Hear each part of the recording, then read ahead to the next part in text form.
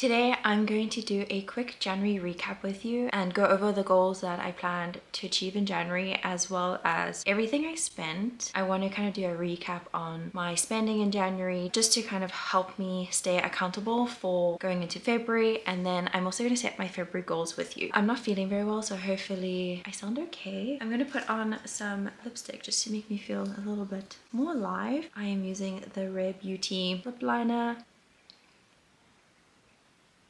I'm using this little mini one. I got it as a tester. I don't know what the color is. I'm using the Rare Beauty Humble Little Lip Duo with this.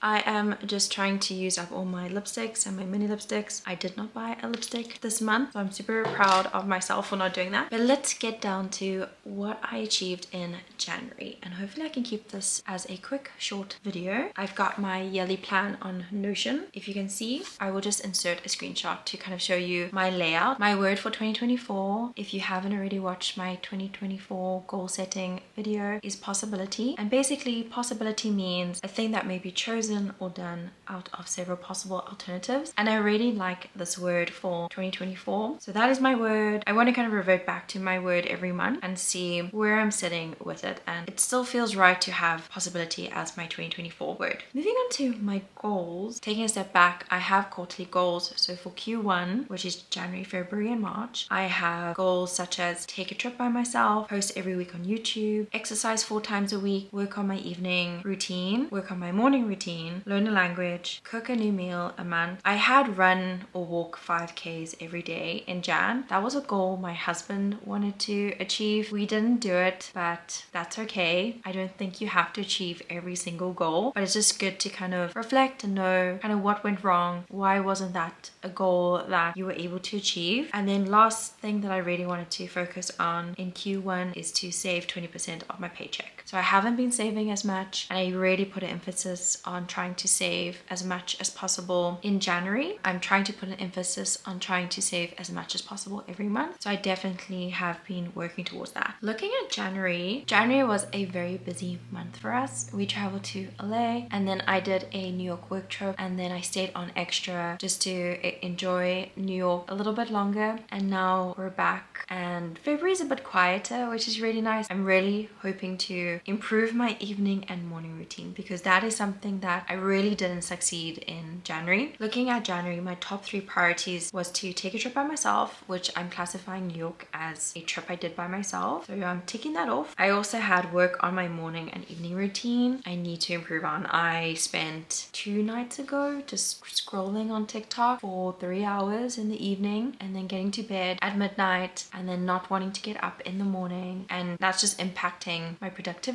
and just everything I want to do to utilize every single day to the best of its ability. So February is going to be a huge one where I work on my morning and evening routine. Another top priority that I was looking to work on in January was to run or walk every day. Again, that was meant to be kind of a joint goal that my husband and I did together. It just didn't work out. We just came up with all the excuses. Also, we traveled, it's cold, it was really hard to get up in the morning, our work schedules were just not aligning. I guess we just need to set realistic expectations. The expectations on deciding on the day of the 1st of January to run or walk 5Ks, which is 3 miles a day, just wasn't realistic for us, especially as we had upcoming travel plans. We just weren't setting ourselves up for success, basically. I'm taking that as a learning. What I want to mainly focus on in terms of my top priorities is work on my morning and evening routine. I definitely need to get better at that. Cook a new meal this month. I actually cooked 2 new meals in January, so I'm really enjoying kind of taking the time on a Sunday to plan our meals for the week in terms of what we're going to eat for lunch and dinner, and have those ideas already locked in so that after a busy day I'm able to look at the notes on my phone and know exactly what we're going to be having for dinner. It's just so helpful. So I'm definitely going to try and focus more on cooking new meals this month, as well as keeping on top of our meal plan and meal prepping. I do want to see if we can try and do grocery shopping on a Saturday. We do leave it to a Sunday, and I feel leaving it to a Sunday just adds an additional level of admin that I'm trying to eliminate. So hopefully we can look at trying to grocery shop on a Saturday. I should probably be meal planning on a Friday for the following week. It's Thursday now, so let's try and see if I can do that tomorrow. So those are the main things I'm going to be focusing on for February. On the social media side, I'm very proud that I have been posting every Tuesday on YouTube. So if you are not already subscribed, please do subscribe to my channel if you're enjoying the videos that I'm putting out there. I'm hoping to kind of make this a regular check-in. So every end of the month, I will do kind of a roundup on what I've spent, what I am focusing on for the next month, and what I've achieved the previous month. Then on social media, obviously the one thing that I really can't control are followers, but I really wanted to kind of keep track on my growth. I do have a loose goal of hopefully getting to 2,000 Instagram followers, 1,000 YouTube followers, and 500 TikTok followers by the end of the year. So if I go to my tracker, so I'm just kind of loosely tracking my followers. In December, I had 259 YouTube followers. I have actually gained 20 new followers, so welcome if you are new. And I now have 279. On Instagram, I stopped at 1,600 in December, and I've gained 16 new followers, so I have 1,616. And then on TikTok, I've slowly grown. I had 177 and now I have 180. I am not focusing a lot on my Instagram and TikTok growth. I'm not posting every day. I just don't yet have the capacity to get back into that rhythm. I do want to get there, but right now I'm trying to focus on posting every Tuesday on YouTube a weekly video, and for me that is my core focus. I do hopefully want to get back into Instagram and TikTok and post daily videos and content, but again right now I just can't. I just don't have the capacity to do that if I'm also focusing on increasing my fitness, focusing on my health, trying to get into a better morning and evening routine. So right now again I'm just focusing on one channel, and I'm okay with that. Then moving on to finances, and I know a lot of people might not want to hear this, so definitely skip the rest of this video, come back for my next weekly vlog looking at my finances. I'm not going to share my household income. Obviously my husband and I, we both have full-time jobs. I'm not earning any income from social media. When I do, I will share that with you, but right now I'm going to kind of keep my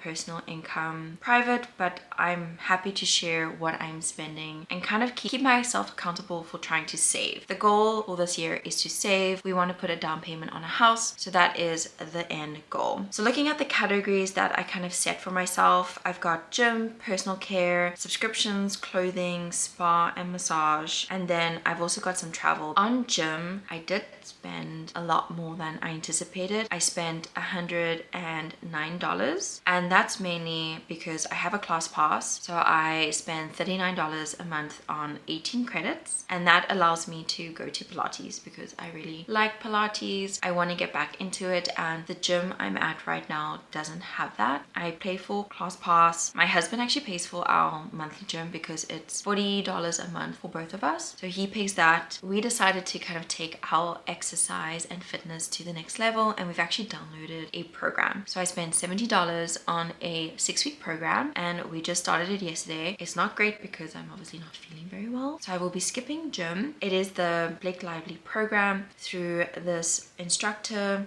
I can't remember his name, but basically I know it is the Blake Lively program. It is what she's training with for 6 weeks, and it focuses a lot on core, hamstring strength, cardio, and it also gives nutritional value and insights as well. I definitely need to spend some time going through those different types of plans. Overall, I spent $109. My monthly goal was actually $42, so I definitely went way above that. My overall budget for the year is $500, so I'm already going to be above that.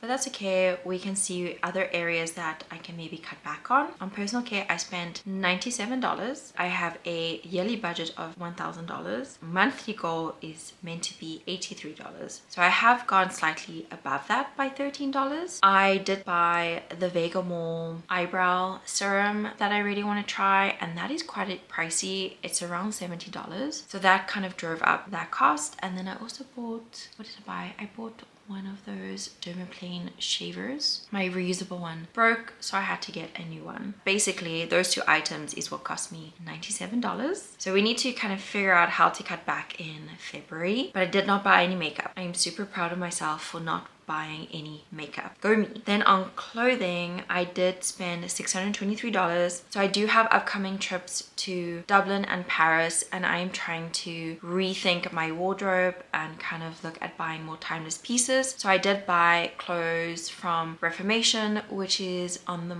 pricier side. Everlane, so you would have seen I've been wearing a black turtleneck knitwear, and then the blue and white striped shirt, that's from Reformation. The black knitwear is from Everlane, and then I also bought Uggs. Is that how you say it? I feel as if I say it really strange.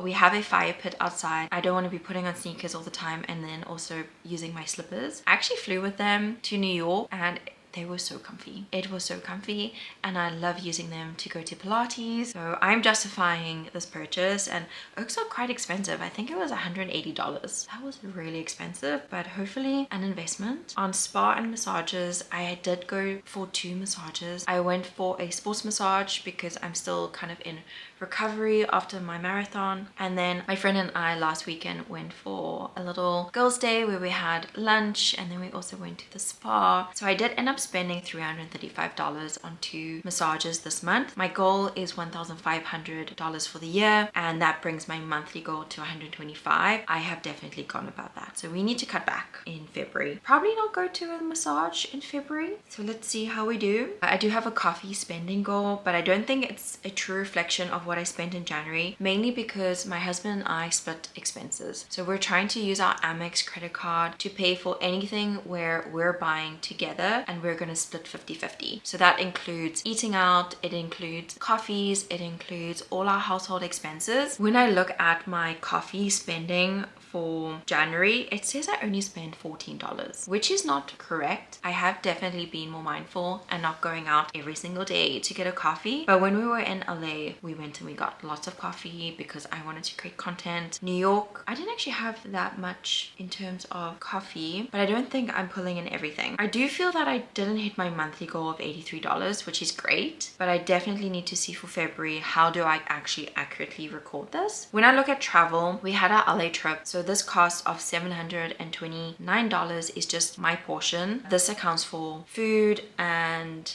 coffee. So we were there from Thursday till Monday. We actually used our Southwest points to get us to LA. That is only eating out, which is really expensive. So I was a little bit shocked that we spent $729 per person eating out and having coffee. So January was a big travel month because for New York, I spent over $1,000, and that includes my hotel for Friday and Saturday night. Yes, I did stay at a very nice hotel. It was a discounted rate, but I'm happy with my hotel decision. And then I ate out on Friday night, Saturday morning. I had obviously brunch, and then ate out Saturday night, and then it's just kind of coffees as well. So again, it's not a true reflection on the coffee, but overall New York and LA cost me $1,797.